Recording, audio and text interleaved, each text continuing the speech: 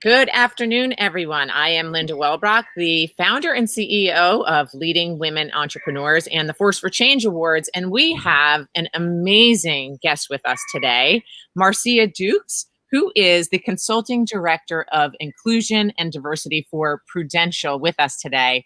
And we're excited to honor her and share her journey and have her here with us to talk about some of her important missions for 2020. So welcome, Marcia.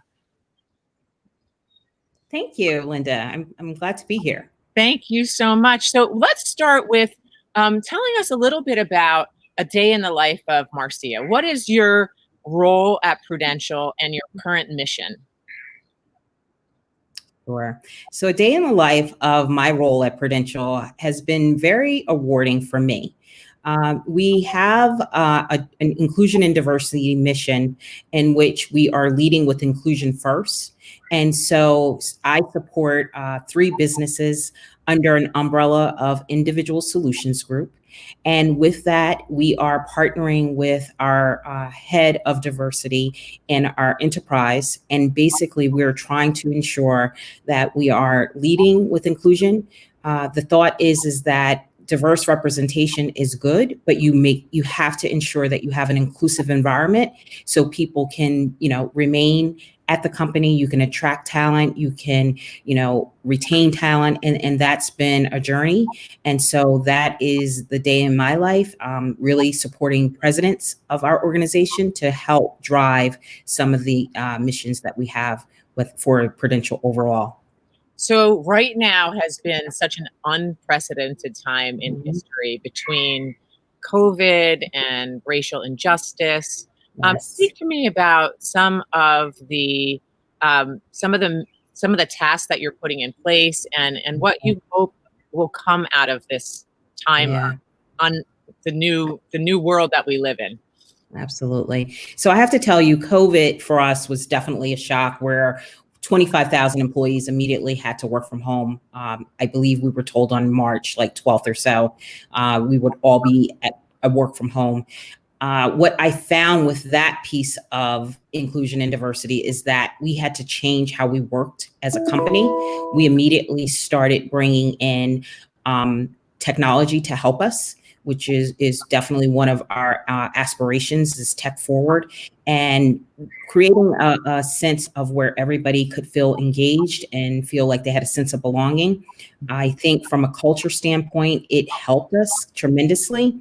And then after, we were getting used to this COVID environment somewhat, the death of George Floyd took us by surprise. And I have to tell you, that moment in time, I remember for myself not even really wanting to open the email alert that I received on my phone, explaining what was happening, but then going into work and actually having white allies to help support me was critical in my journey. And so it lended a voice for me to actually speak up about it. In the past, Prudential would not make a public statement.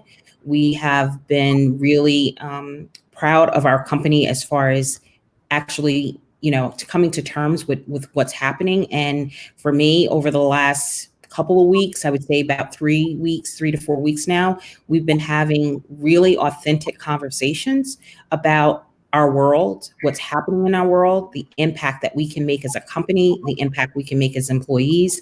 And that for me has been a shift that I've never seen in my entire career. So I'm happy to be a part of the discussion, but I lead every conversation that I've had so far, which has been a number of them, with first, we have to listen. Second, we have to learn. And then third, we have to act. And so we are, really being very deliberate and making a safe space for people to share, and also really affirming the fact that this has to be different this time. And I really am hopeful. Every conversation we've had, we've done some polling, and the biggest word that has been there is hope. That's beautiful then. I mean, and you must have, how have you personally used your authentic voice to drive change? Yeah, that's a great question, Linda. And I have to tell you, in the past, I can share personally, I was an employee trying to navigate as a Black woman through corporate America. And I really tried to wear a mask where I would come into work, act like everything was okay, not talk about any of this to anyone at work unless you were in a closed circle of most likely of my Black colleagues. And this time I've actually been able to open up and say, I'm not okay. I had decided the Monday after that I was not wearing the mask. I was not pretending that things were okay. And so I just immediately lifted my voice along with the white male ally that I had at my company. And we said, hey, what can we do? Like, how can we help support the conversations that we need to have on not just racism, but anti-racism? And so that was me utilizing the power that I had in my position, which was just to speak up. And in the past, sometimes I don't know if we had a culture that spoke up, including myself as a Black woman. I was not speaking up. I think that's the most important first step, right? And it's refreshing to hear your journey and the steps you have taken and the allies that you have. And I think, this new awareness, my hope is will give all of us together a unified voice to make this world a better place. So I applaud you in all of your efforts. I once did a retreat with an author who wrote a book called Letters to My Younger Self. It was a pivotal retreat for all of these successful women to gather together and talk about, now, whatever age we are, what would you tell your 20-year-old self as a Black woman in corporate America? I'd love to hear that. I actually have chills asking. Yeah. For me, I really had to do a lot of self-reflection on this. And the one thing that I have learned in this journey is that I am enough. I could tell you that there's so many different microaggressions that I've experienced out of my career. And I don't know why, but I owned those microaggressions and acted as though I needed to fix the problem and I needed to fix me. And I went through some learning and development training courses, and there was this one aha moment that when I walked into the room with probably about 38 other individuals that had the courage to say they were facing some of the same microaggressions that I faced, I felt like, wow, it's not just me. I'm not alone. There is something. There's been articles written on it. I didn't even know the word for it, where they call it emotional tax, and Black women and how they carry this emotional tax.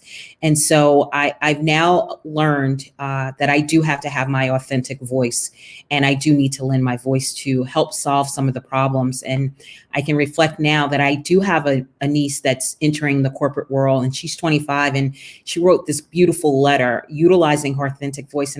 And for me, it was like a wake up moment. Why couldn't I have done that at 25? But what I thought about is maybe my journey helped her to have her authentic voice at 25. So that's been my, takeaway moment from everything in my career thus far. So beautiful, so well said. And I think that you are an example of really a conscious leader, right? And that's what we all need to be, regardless of background. It's about this consciousness of what's going on in the world and having these difficult conversations, and really coming together so that young women like your niece and women like my 13-year-old daughter are going to run. They are our future. Absolutely. A better canvas to work with. So well done. I congratulate you on everything that you've accomplished and everything that you're trying to accomplish. And I hope I can be a part of that conversation. I would love to be a part of, again, like I said, making this world a better place. Absolutely. So we have just a few minutes left in our conversation. And I know that this pandemic has changed everything for everyone, and we've all had different ways to deal with it. So I have a sort of a fun question, because I know you're a big networker and you've done a lot of events. So do you actually miss New Jersey traffic? So I can clearly say no. I honestly have a 13-minute commute, but with traffic, It would take, no, with traffic, it would take me sometimes 30 minutes, 45 minutes. Coming home would take me 45 minutes on my 13-minute commute. So I do not miss New Jersey traffic whatsoever. Yeah, I mean, it's interesting. So out of the pandemic, some small benefits here and there have come to us. And I think avoiding all of that, bumper to bumper stuff and sometimes the aggression that comes with it, right? Oh, absolutely. Absolutely. Speaking of traffic, I mean, I couldn't plan that background noise any better than I do. This is part of doing interviews outside is sometimes you actually get traffic right behind you when you're in New Jersey. Absolutely. Okay, Marcia, our time together has been so amazing to hear all of your thoughts on leadership and the good work that you're doing at Prudential. We can't wait to celebrate you on October 8th as a top 25 leading woman entrepreneur. And congratulations again. Thank you. You're so welcome. Thank you. Have a great day, Linda. Thanks, Marcia. Bye-bye.